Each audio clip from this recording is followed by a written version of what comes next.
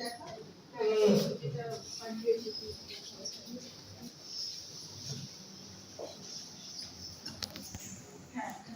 এখানে ন্যাসকমের একটা রিপোর্ট আমি আপনাদের সাথে শেয়ার করব।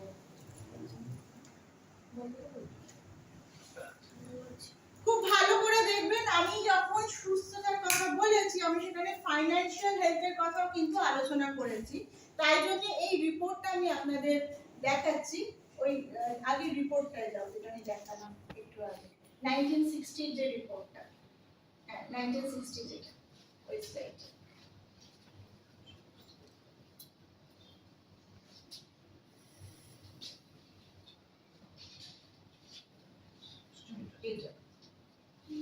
ওকে, এটা ন্যাসকমের একটা রিপোর্ট, সেখানে বলছে এটা একটা ফ্যামিলির ইকোনমিক হেলথ কে এক্সপ্লেইন করা হচ্ছে।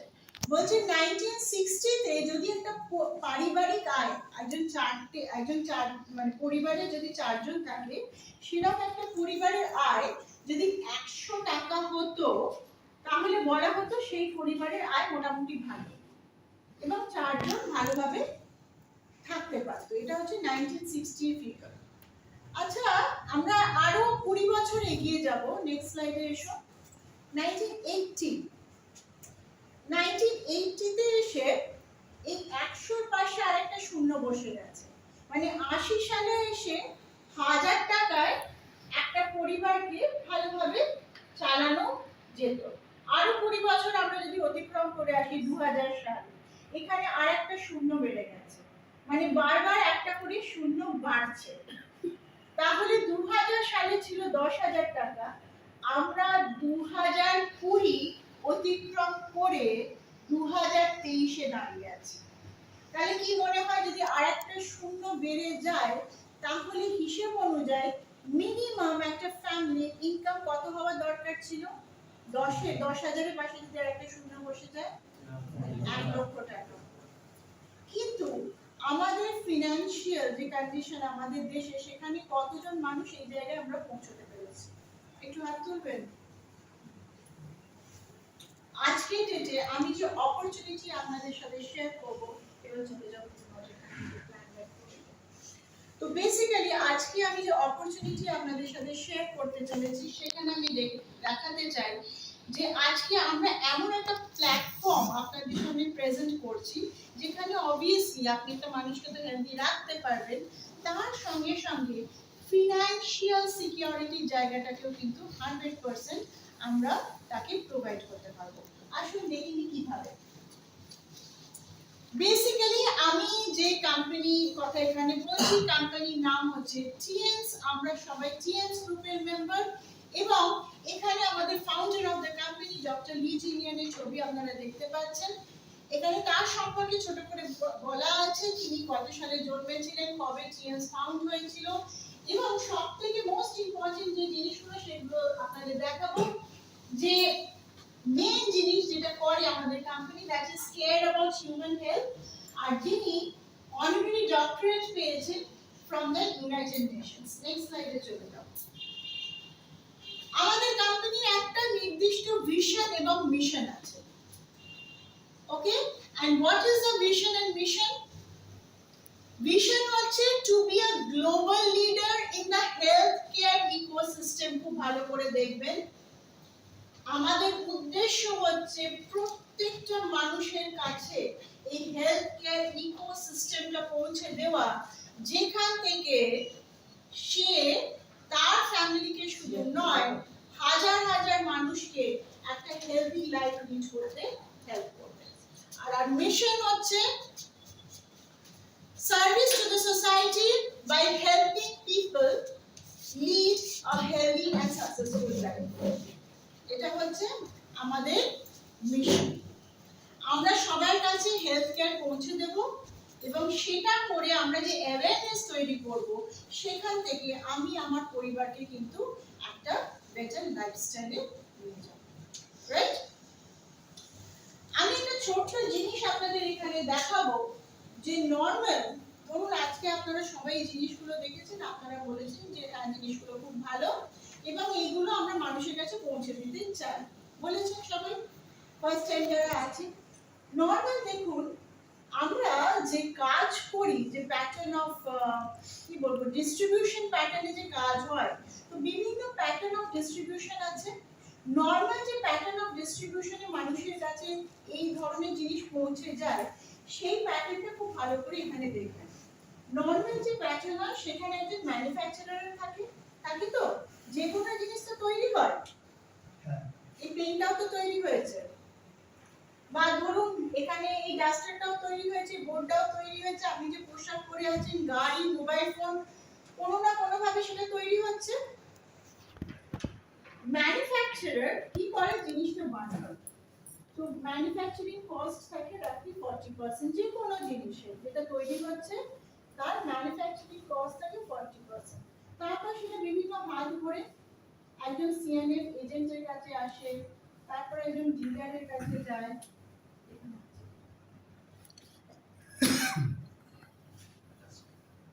আচ্ছা, তারপর একজন ডিস্ট্রিবিউটরের কাছে যায়, তারপর একজন হোলসেলারের কাছে যায়, তারপর একজন রিটেলারের কাছে আসে। এই চেইনটা আমরা সবাই জানি কি? আর আমরা এখানে কনজিউমাররা থাকি, কাস্টমাররা থাকি, আমরা দোকান থেকে জিনিসটা কিনে ব্যবহার করি। কি জানা আছে তো? আর এর সঙ্গে কি হয়? শাহরুখ খান পাহাড়ের উপর থামস আপ নিয়ে দাঁড়িয়ে থাকে, আর গরমকালে সালমান খান দাঁড়িয়ে থাকে, ওকে, যাই কোনো একটা খান দাঁড়িয়ে থাকে।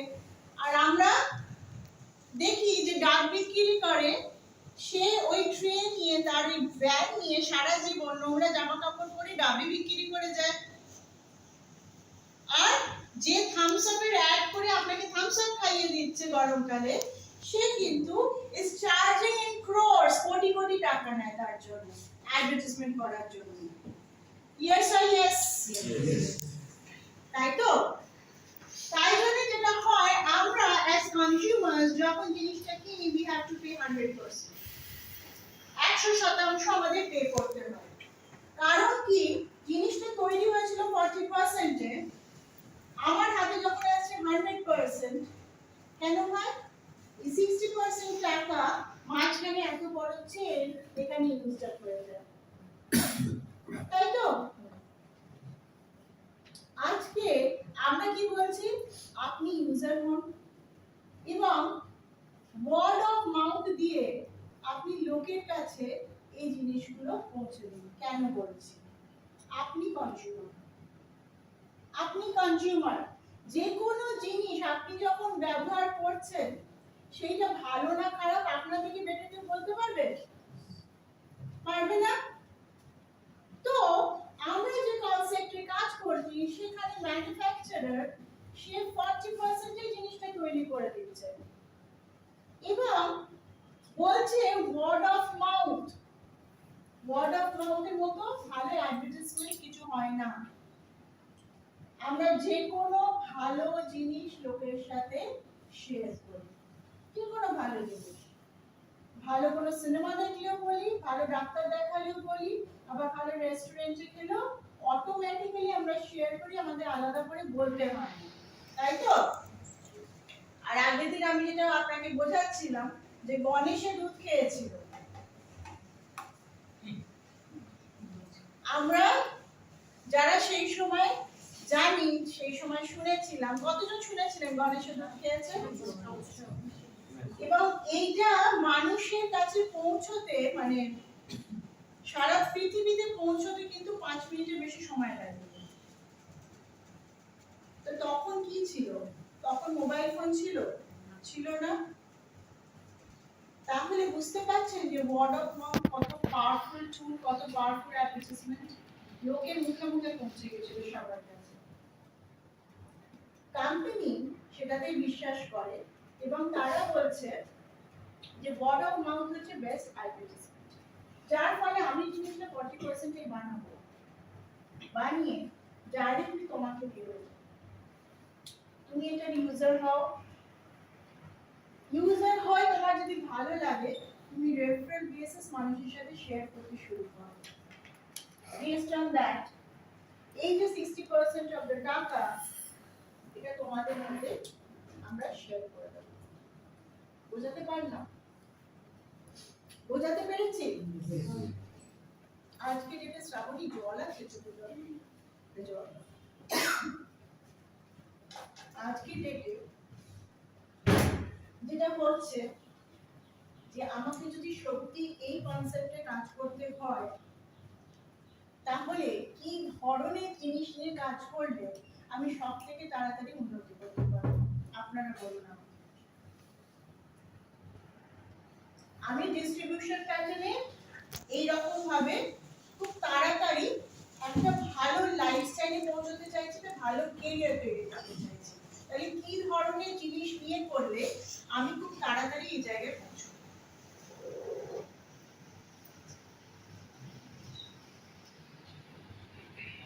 নতুনটা যার যেটা মনে হচ্ছে বলুন। Health product. আচ্ছা, উনি বলেছেন হেলথ প্রোডাক্ট। কেন মনে হলো হেলথ প্রোডাক্ট?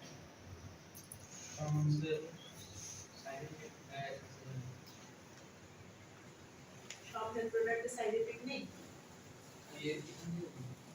আমি আমার কথা বলছি না, আমি ইন জেনারেল জিজ্ঞেস করছি। বিশুদ্ধ জিনিস কি বিশুদ্ধ জিনিসটা কি সেটা? সেটা আমাদের শরীরের পক্ষে যেটা প্রয়োজন জল। কি সেটা জলও হতে পারে, জল নিয়ে ব্যবসা করব? ওকে, ভেরি গুড। না, ভালো বলেছেন। এখন প্রচুর ওয়াটার প্ল্যান্ট হচ্ছে। Anything else? আপনাদের যেটা মনে হচ্ছে যেটা কানেক্ট করব, মানুষের সাথে খুব তাড়াতাড়ি কানেক্ট করতে পারবো, সেটা কি? অ্যাকর্ডিং টু ইকোনমিস্ট 2000 সাল থেকে যে ট্রেন্ড শুরু হয়েছে এবং যেটা 2040 সাল অবধি কন্টিনিউ হবে, সেই ট্রেন্ডের নাম হচ্ছে ওয়েলনেস।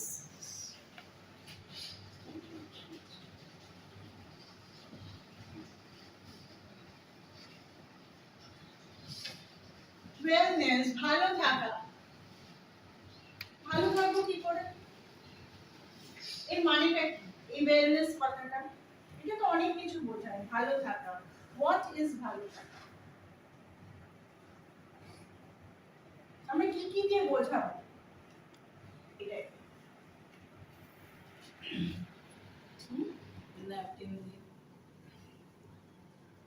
আপনি তো আপনার প্রোডাক্টের কথা বলছেন। আপনার প্রোডাক্ট ভুলে যান। আপনার প্রোডাক্ট এমনি ভালো, সেটা লোককে দেখালে লোক নেবে। কিন্তু আমি জেনারেল বলছি যে ওয়েলনেস কথাটা আমাকে যদি বোঝাতে হয়, মানুষকে তো বোঝাতে হবে যে ওয়েলনেস কি, কিভাবে বোঝাবো? আজকের ডেটে যদি খুব ভালো করে ভাবেন, হসপিটাল ইন্ডাস্ট্রি বেড়ে গেছে কি বাড়েনি? আপনার অঞ্চলে হসপিটাল নার্সিং হোম বেড়েছে? আচ্ছা, আপনার এলাকায় যে ফার্মাসিউটিক্যাল শপস গুলো ছিল সেগুলো বেড়েছে তো? আচ্ছা, মানুষ হেলথ ইন্স্যুরেন্স সেটাও বেড়েছে। আচ্ছা, বিউটি পার্লার্স বেড়ে গেছে। জিমনেশিয়াম বেড়ে গেছে বিকজ আমাদের ইয়েটা মানুষ বেশি তৈরি হচ্ছে। না। যত আপনি বেশি মানুষ তত এগুলো তো প্রয়োজন আছে, সেইভাবে বাড়ছে। আছে, কিন্তু দেখুন এটা আমি এটা বোঝানোর চেষ্টা করছি যে আমি কি জিনিস নিয়ে কাজ করলে এই সেঞ্চুরিতে ম্যাক্সিমাম এগোতে পারবো। জিনিস তো অনেক রকম আছে। ধরুন এখন যে ট্রেন্ড ওয়েলনেস, 1980 সালে কিন্তু ওয়েলনেস ট্রেন্ড ছিল না। তখনকার দিনে মানুষ এত হেলথ ইন্স্যুরেন্স করতো না। এখন কেন করে? 2 বছর কোভিড এর ভয় দেখিয়ে দেওয়া হয়েছে, না করলে তুমি হসপিটালে ভর্তি হবে আর মরে যাবে, তাই তো? ভয়তে মানুষ করছে। আজকে নার্সিং হোমে যে কস্ট হয়ে গেছে বা একটা হসপিটালে ভর্তি হলে তার যা কস্ট হয়ে গেছে, সেটা কি নরমাল আপনি মিটার করতে পারবেন? আপনার কোনো বড় সমস্যা হলে পারবেন না। আজকে সবাই বলছে কোভিডে মানুষের চাকরি চলে গেছে। চাকরি চলে গেছে, হ্যাঁ এটাও জানি, বহু মানুষ বেকার হয়ে গেছে। কিন্তু আপনাদের কি মনে হয় না একটা সেগমেন্টে বিশাল তারা ইয়ে করেছে, প্রফিট করেছে? যেমন হসপিটাল ইন্ডাস্ট্রি, ফার্মাসিউটিক্যাল ইন্ডাস্ট্রি বিশাল লাভ করেছে তো। তাহলে কোথাও না কোথাও তো গ্রোথ হয়েছে।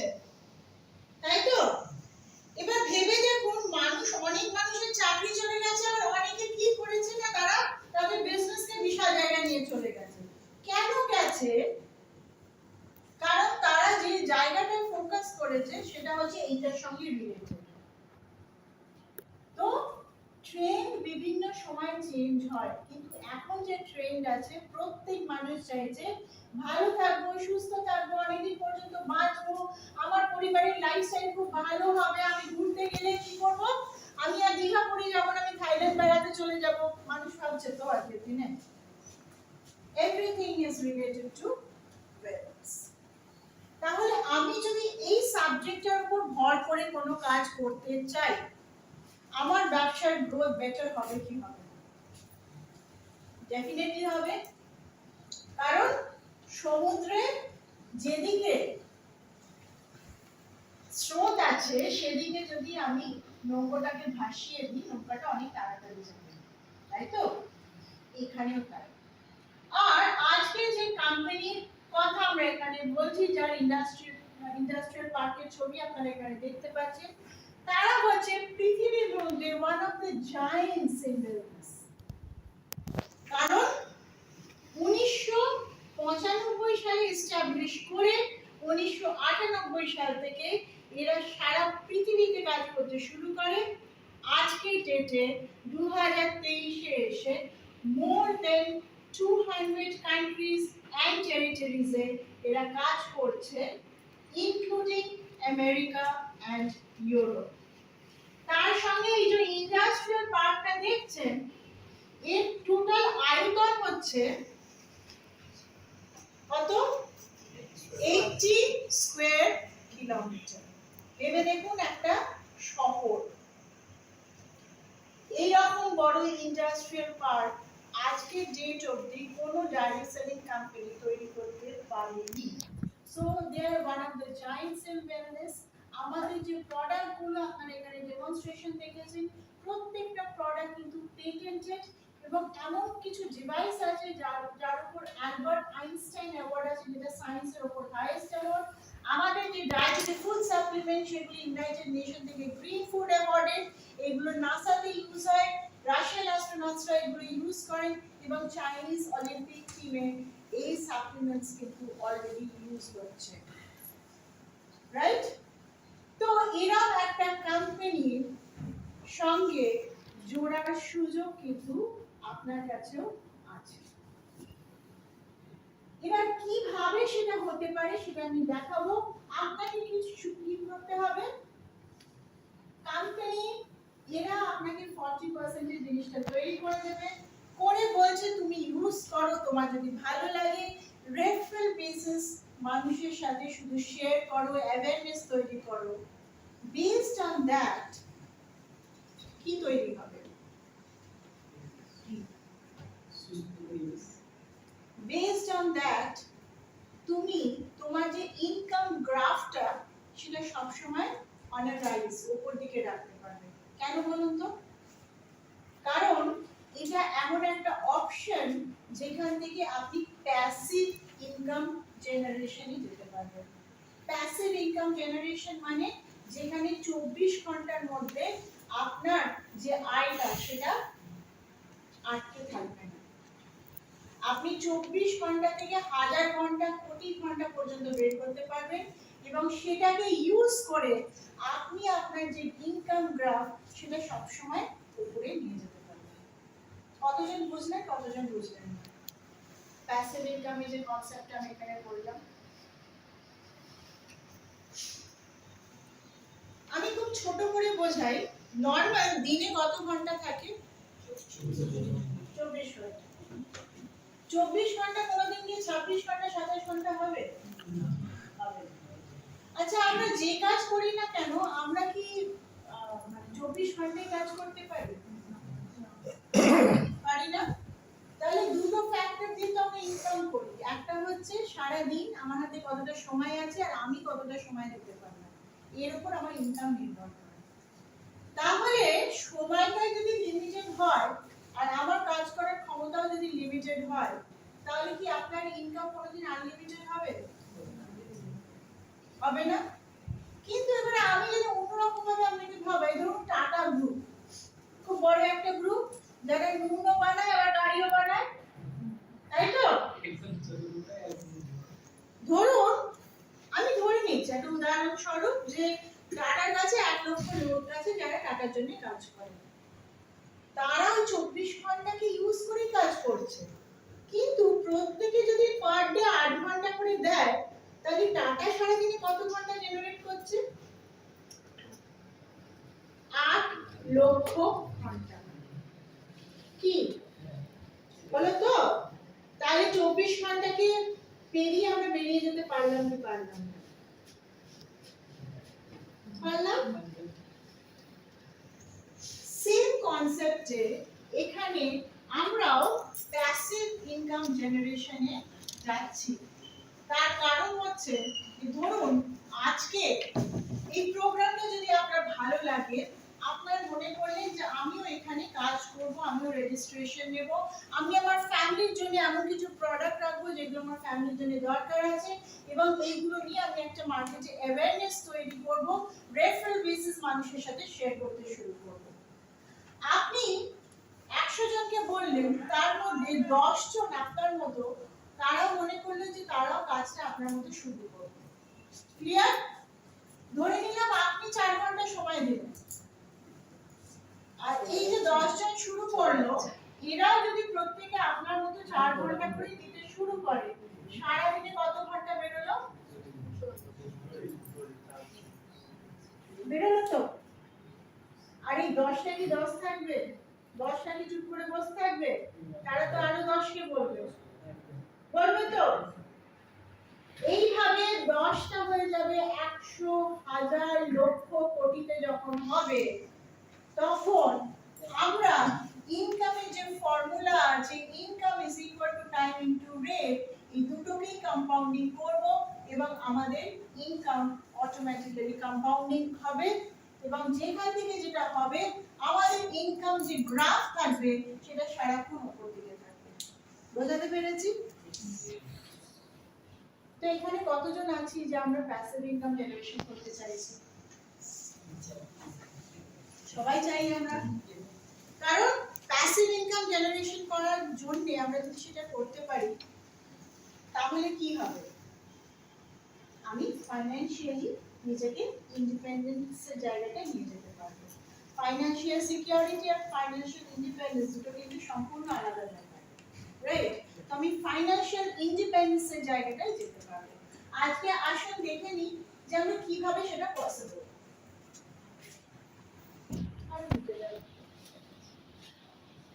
একদম টাইমে চলে যাবে, যেটা আমি আগে দিন বলছিলাম।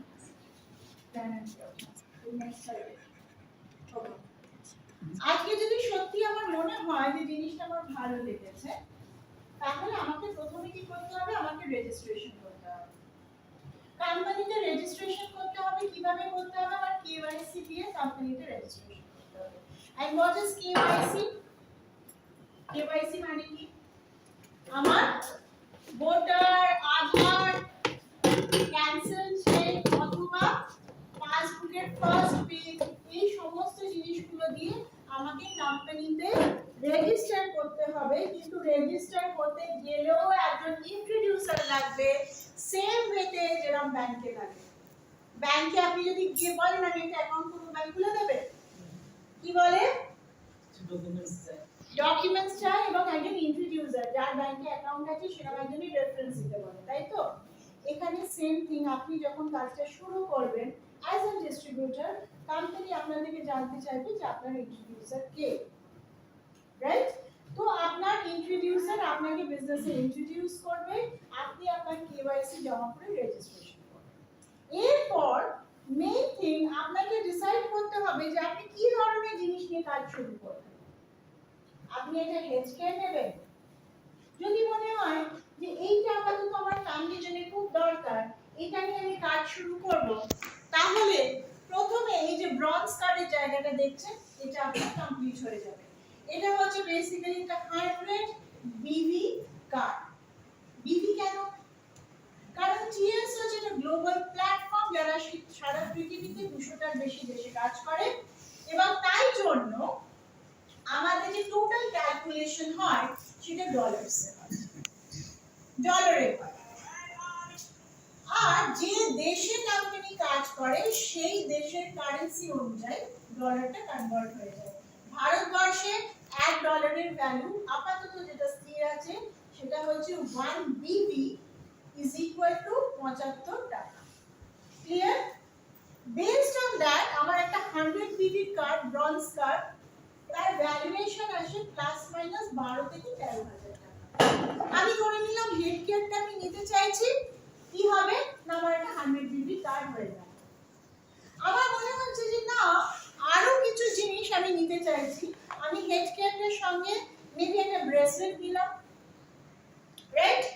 এবং তার সঙ্গে কিছু ডায়েটারি সাপ্লিমেন্টস আমার মনে হলো বাড়ির খুব প্রয়োজন সেটা নিলাম, বা কিছু মনে হলো ফ্যামিলির জন্য বাড়িতে মেয়েরা থাকলে অ্যাডিস্ট আমার খুব দরকার সেরকম কিছু প্রোডাক্ট নিলাম।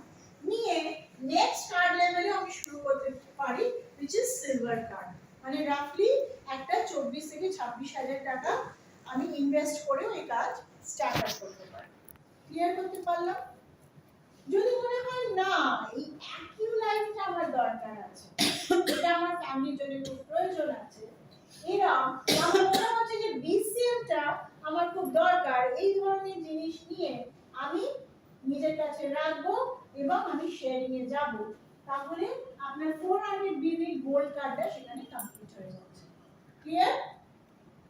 আর যদি এরকম মানুষ কেউ থাকে যেরকম ধরুন সে মনে করলো সমস্ত কিছু আমি রাখবো আমার কাছে, ঠিক আছে, প্রত্যেকটা জিনিস একটা একটা করে রাখবো, তার কারণ সবকিছু আমার কাছে থাকলে আমি বেটার মানুষের কাছে পৌঁছতে পারবো বা তাদের দেখাতে পারবো। তাদের জন্য হচ্ছে প্ল্যাটিনাম কার্ড, রাফলি প্লাস মাইনাস যে আপনি নিজের ইউজেজের জন্য দিয়ে আপনি প্ল্যাটিনাম কার্ডে এই কাজ শুরু করবেন। আরেকটা বলে দিই যে আমি যখন ব্রঞ্জ কার্ডে শুরু করছি এরকম নয় যে আমি সারা জীবনই ব্রঞ্জ কার্ডে আমাকে পড়ে থাকতে হবে, আমার কাছে অপশন আছে আমি টপ আপ করেও কিন্তু গোল্ড কার্ডে চলে যেতে পারি। আর প্ল্যাটিনাম কার্ডের ক্ষেত্রে আমি কত বলেছি 1.5 লাখ টাকা বলেছি তো, কিন্তু আমি গোল্ড কার্ডে স্টার্ট আপ করলাম করে রেফারেল বেসিস যে মুহূর্তে দুজন আমার সঙ্গে একই কার্ডে শুরু করবে আমি অটোমেটিক্যালি প্ল্যাটিনাম কার্ড হোল্ডার হয়ে যাব, নিজে 1.5 লাখ টাকা ইনভেস্ট না করে। বুঝতে পারলাম? কোনো কনফিউশন আছে? এই কার্ডগুলো বেনিফিট কি? আসছে, ঠিক আছে। তাহলে 4টে কার্ডের যে কোনো জায়গায় আমি আমার ইউসেজের জন্য নিচ্ছি, নিজে রাখছি এবং যেটা আমার কাছে থাকছে সেটা নিয়ে আমি লোকের কাছে শেয়ারিং শুরু করছি। তাতে আমি কি পেতে পারি আসুন ছোট করে দেখে নেব। উনি যেটা দেখিয়েছেন যে বেনিফিট, বেনিফিট বেসিক্যালি 8 রকমের বেনিফিট আছে, ইনকাম বেনিফিট আছে এই কার্ডগুলো থেকে, কিন্তু আমি সবগুলো আজ এখানে দেখাবো না। আমি বেনিফিট মানে আমার ইনকাম পোটেনশিয়ালিটি কি আছে সেটা দেখানোর জন্য যে দুটো ইনকাম আপনাদের সাথে শেয়ার করব। প্রথম যেটা বলি সেটা হচ্ছে যে আমি যদি ব্রঞ্জ কার্ডে শুরু করি, ব্রঞ্জ কার্ডের অ্যামাউন্ট কত? 12-13,000 টাকা। আমি সেটা দিয়ে শুরু করলাম, মেয়েকে মেয়েটা হেড কেয়ার অপারেটরস নিলাম বা যেগুলো আমার মনে হচ্ছে ফ্যামিলিতে দরকার আছে এরকম কিছু প্রোডাক্ট নিয়ে শুরু করলাম। করে এবার আমি কি করছি বহু মানুষকে শেয়ার করছি, সবাই আমার কথা শুনছে। আমি ধরে নিলাম 1 মাসে আমি তো মিনিমাম একটা কাজ করতে পারলাম। কি পারলাম না দুজনকে তারা আমার কথা শুনে তারাও খুব এক্সাইটেড হয়ে দুজন আরো হেড কেয়ার অ্যাপারেটাস নিয়ে নিল। তার মানে আমার সঙ্গে কি হলো আরো দুটো ব্রঞ্জ কার্ড চলে এলো। আমি জাস্ট এইটুকুনি কাজ আমি করতে পারলাম। কি খুব ডিফিকাল্ট হবে করাটা? সেইটুকুনি যদি করি আর নেক্সট মান্থ যারা হেড কেয়ার নিল তারা যদি আবার ওই একই কাজ করে আর এটা যদি আমরা ডুপ্লিকেট করাতে পারি 12 মাস 1 বছর যদি ডুপ্লিকেশনটা করাতে পারি এন্ড অফ 1 ইয়ার 1 বছরের শেষে গিয়ে আমি কত টাকা দিয়েছিলাম 12,000 টাকা, যেটা আমি ইনকাম করব 1 বছরের শেষে সেটা হচ্ছে 24,57,000 টাকা। এটা আমি ইনকাম করব। আমি একটা কাজই করেছিলাম দুজনকে হেডকে দিয়েছিলাম এবং তাদের শিখিয়ে দিয়েছিলাম, তারা সেই ডুপ্লিকেশন 12 মাস ধরে করে গেছে। এক বছর শেষে গিয়ে 24,57,000 টাকা আমার ইনকাম। ক্লিয়ার? কার্ডটা যদি চেঞ্জ হয়ে সিলভার হতো কি হতো? একই প্রসেস। আমি সিলভারে শুরু করেছি, আমি ধরে নিলাম মিনিমাম একটা কাজ করেছি, এক মাসে দুজনকে আমি সিলভারে জাস্ট এখানে আমার সঙ্গে অ্যাজ বিজনেস অ্যাসোসিয়েট জয়েন করাতে পেরেছি। আর এই ডুপ্লিকেশন 12 মাস চলেছে। 12 মাস শেষে গিয়ে আমি কত টাকা ইনভেস্ট করেছিলাম? 24 থেকে 26,000 টাকা, রাইট? 12 মাস পর আমি যে ইনকামটা করব সেটা হচ্ছে 55,28,250 টাকা। ক্লিয়ার? আর আমি যদি গোল্ড কার্ডে স্টার্ট আপ করতে পারি, মানে একটা বিসিএম নিলাম অথবা একটা অ্যাকিউরেট নিলাম, সেরকম জায়গায় যদি শুরু করতে পারি, আর একই কাজ যদি 1 বছর ধরে চলে, 1 বছর পরে গিয়ে আমি যে ইনকাম করব সেটা হবে 1,35,30,500 রুপিস। বুঝতে পারলাম? শুনেছেন তো সবাই মন দিয়ে কত টাকা পাবেন? আপনি কত টাকা দিয়েছিলেন? 50,000 টাকা। আর 1 বছর শেষে গিয়ে কত পেয়েছেন? 1,35,00,000 প্লাস। যদি আপনি মিনিমাম কাজটা করেন, পার মান্থ আপনি দুজনকে পড়ছেন এবং তাদের শিখিয়ে দিচ্ছেন, তারা পরের মাসে সেই কাজটাই করছে, আর এই ডুপ্লিকেশন 12 মাস চলতে থাকে। বোঝাতে পারলাম? তাই এটা গেল একটা ইনকাম পোটেনশিয়ালিটি। আপনি কার্ডে জয়েন করিয়ে কাউকে যখন কার্ডে জয়েন করাচ্ছেন কি হতে পারে। আর এখানে আমি দুটো দেখিয়েছি, এরকম কোনো ব্যারিয়ার নেই। আপনি অ্যাজ মেনি নাম্বার অফ পিপলকে এই বিজনেসে কিন্তু নিয়ে আসতে পারেন, অ্যাওয়ারনেস তৈরি করতে পারেন, তাদের ইউজার তৈরি করতে পারেন, অপশন আপনার কাছে। ঠিক আছে? আর একটা ইনকাম আপনাদের সঙ্গে আমি শেয়ার করব, সেটা হচ্ছে নর্মাল ধরুন আমরা পার মান্থ আমাদের প্রয়োজনীয় যে জিনিসপত্রগুলো, যেগুলো সকাল থেকে রাত্রি অবধি personal care, home care product, যেগুলো আমরা বাড়িতে লাগে, কিরকম product? Personal care, home care, কি প্রোডাক্ট আমরা সকাল থেকে রাত্রি অবধি ইউজ করি? টুথপেস্ট, সাবান, তেল, টুথপেস্ট, সাবান, তেল, শ্যাম্পু। বাড়িতে মেয়েরা থাকলে স্যানিটারি ন্যাপকিন আসে প্রতি মাসে। বা ধরুন কোভিড এর এখন ভয়তে মানুষ টুকটাক ডায়েটারি সাপ্লিমেন্টসও খাচ্ছে, তাই তো মাল্টিভিটামিনস এগুলো খায় বাড়িতে। বাচ্চাদের জন্য আমরা হরলিক্স কমপ্ল্যান কিনি। তো এখানে কতজন আছে যে বাড়ির এই মাসের এই খরচাগুলো নিজে করেন, নিজে হাতে করেন? একটু হাত তুলবেন। আচ্ছা, অনেকেই হাত তুলেছেন।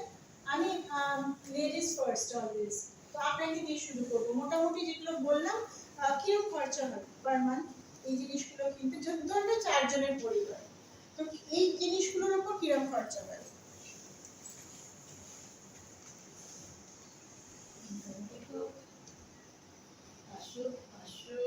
লাগবে, টুকিটাকি সাবান, শ্যাম্পু, তেল, ধরুন 500 টাকা মতো লাগবে। 500 টাকা সব হয়ে যায়? সব হয় না, মানে আচ্ছা, আর কি কোনো আইডিয়া দেবেন আমাকে? 2-3 হাজার, 4 হাজার। আচ্ছা, উনি বলছেন 2-3 হাজার, 4 হাজার। আর কি কিছু বলবেন?